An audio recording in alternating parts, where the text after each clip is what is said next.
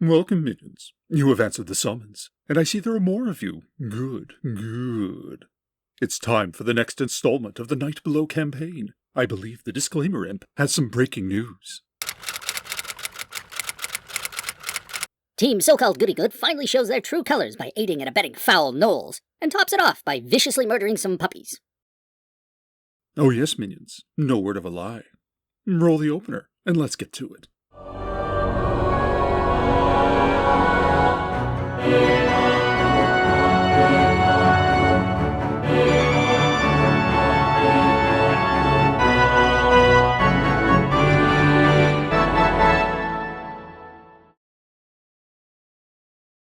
As is our fashion, the action is recreated using the Order of the Stick Monster for Every Season cutout minis. The players: Ron as Valletta, Chaotic Good Human Cleric of Tymora, level 7. Grant as Rotkill, Neutral Good Dwarven Fighter, level 7. Les as Aneshk, Lawful Good Human Paladin of Lathander, level 6. Sean as Octavius, Chaotic Good Human Ranger, level 6. Dave as Daryl, Lawful Good Human Paladin of Lathander, level 4.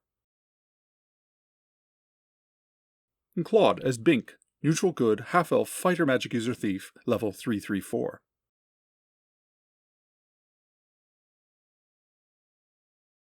Tirano, Lawful Good Human Magic User Henchman to Aneshk, level 3. Kelflin, Chaotic Good Half-Elf Fighter Cleric Henchman to Valletta, level 1-1. And the same group of 0 levels, minus the one that died. No, minions, I'm not going to learn the names, they'll just die again. A few days have passed since the battle at Thurmaster. The other team, consisting of Lee, Boris, and 2 retainers, has long since departed for Evening Star in the hopes of raising Dub from the dead. The team is resting at Lord Palfrey's keep, but itching to move on. Given that Lord Palfrey is well armed, Bink attempts to negotiate the purchase of a heavy lance, as he is frequently on horseback. Despite being with Aneshk's group, he does this independently, and without a strong influence of a paladin, Bink is denied. Palfrey is unwilling to give up the equipment. Aneshk has been having continued visions of the 2-headed dogs, and since Palfrey's information indicated packs of 2-headed dogs on the Howler's Moor, they opt to investigate, feeling that this is the divine path that has been laid out for him, one that will lead to finding his celestial steed. Navigating the moors is slow, and they travel a full day before they encounter a pair of gnolls around a campfire. Bink and Octavius approach as both speak the language. The gnolls, seeing the size of the force, roll morale, which fails. They throw down weapons and make no aggressive moves. Octavius speaks with them and learns that their tribe was destroyed by vicious demon dogs with 2 heads. When asked about where they encountered them, the gnolls point northwards into the deeper region of the Howler's Moor. They don't know if anyone else of their tribe survived. They also mention that the bite of the dogs infected their wounded with some strange rot. Since the gnolls are non-violent and cooperative, the team lets them remain in peace, with the warning that they must stay in the moors, and if they harm the people of the land, they will be hunted and slaughtered. Later on in the night, while camped, the team hears ominous howling in the distance, but nothing otherwise interrupts them. The next day, they travel farther into the moors, but navigating through the rough terrain is extremely slow, and they can still see Palfrey's keep in the distance even after 2 days of travel. They spot 5 more gnolls hiding in the hills and rocks, but call them out. Once again, the size of the fighting force prompts morale failure, so the gnolls offer no violence. The team learns that these gnolls are from the same tribe, so they point them in the direction of their fellows under strict warning that they are to keep to the moors, and any actions against the people of the land will result in them being hunted down and destroyed. The gnolls depart. The team comes across a campfire with several dead men and 1 dying. Daryl rushes forth to lay on hands, but the man's wounds are too grievous. The healing does restore him to consciousness long enough for him to warn them of the followers of Cyric. These dead men in the camp bear the symbols of followers of Tymora. The group sets up camp here, and Valletta plans to pray for the ability to speak with the dead come morning. Later that night, into the third watch, The howling on the wind becomes louder, and they can hear the clomping of hooves. A majestic steed rushes into view with a large pack of two-headed dogs in pursuit. The team forms up and readies to fight. Valletta casts Prayer to aid the group. In the battle, Valletta casts Sticks to Snakes among the dogs, occupying several of the beasts in battle for a few moments, while archers pick off as many as they can.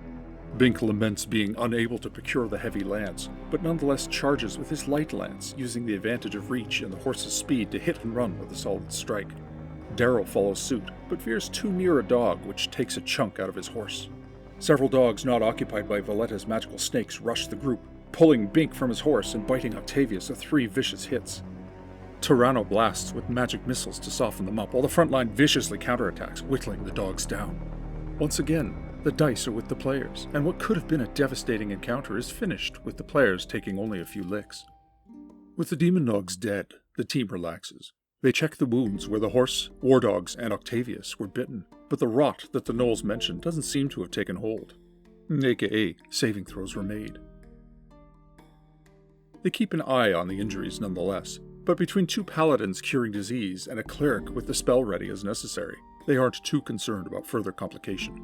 The steed that has been chased by the death dogs approaches Aneshk, and he immediately knows that this is the steed sent to him by Lathander to aid in his quest.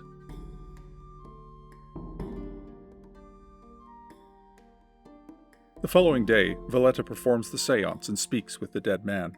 3 questions reveal that he and his fellows were seeking the fates of the pilgrims who went missing on the moors the year prior. While they were searching, they were ambushed by a priestess of Cyric who was accompanied by 24 orcs. Their force was killed, and these were the ones that got away but could not recover from their injuries. The group wonders if the priestess was the same one they met in Thurmaster, but it seems unlikely. They gather the arms and gear of the fallen Timorites, then begin the journey back to Palfrey's Keep.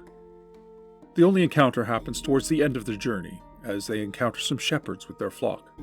The group warns the shepherds of the gnolls and that they should stay away from the moors. Upon hearing this, the shepherds then make like their sheep and flock off. The team arrives back at Palfrey's Keep and reports. With their mission accomplished, and Aneshk's more profound influence over Lord Palfrey, they are able to trade for 2 heavy lances from Palfrey's cavalry, one for Bink and one for Aneshk. They rest up and make plans to depart for the Shrieken Mire to dispatch the giants that have been harassing the farmers in that region. The session then concludes.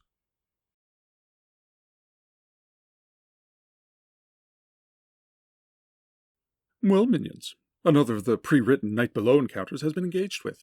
The Death Dogs on the Howler's Moor. Team Evil first got word of this way back in a previous episode, but ultimately didn't bother to follow up, choosing instead to use Nomgair's Hawk to scout for information, but not going any further. As written, this is meant to be a side quest to meddle with players. It has no direct bearing on the overarching Night Below story, but it does serve a few purposes. First, it's a major threat. This group handled it well enough, but they are of a higher level than is expected for this part of the story. Even so, they got through it by continued luck of the dice. The DM here actually doubled the printed numbers, not because the group is tougher, but rather because it had become a part of the Paladin's quest for a warhorse, as well as the fact that since no one had made efforts to cull the numbers upon discovery, it was reasonable that the Death Dog population would increase. As a Paladin warhorse quest, it was a little uninspired in retrospect. But to be fair, the danger level was there, but perhaps something really special that the Paladin must resolve on their own and challenge their faith is a little more appropriate. Still, it wasn't a complete gimme. There was a deadline that the DM had in mind. As well, the information about the 2-headed death dogs came to them organically. It wasn't just laid before Aneshk, so there is that. Further, this was Aneshk's second attempt at finding his celestial warhorse. The first ended in failure when the group faced a family of fire giants, though this happened long before the group made their way to Haranshire. The encounter with the dying soldier is a printed encounter in the Night Below module, but since the situation has been a thing in Haranshire for over a year now, some details had to be tweaked by the DM. Instead of them being bodyguards for the missing pilgrims, they were instead a search party seeking out their fate. A simple fix, but works well enough to enable the time-honored trope of a sole survivor giving out some information with his dying words, despite magical healing. Team Good is ripping through this module, though they are admittedly higher level than is expected for this stage in the scenario. But that's good, as we'll get back on track soon, and they'll be getting to the really challenging situations. The Schreckenmeyer looms. How will they fare against the denizens of that place? Probably pretty well, I think. But the carnage will be glorious. New adventures coming soon, minions. I will summon you when I'm ready. Ta for now.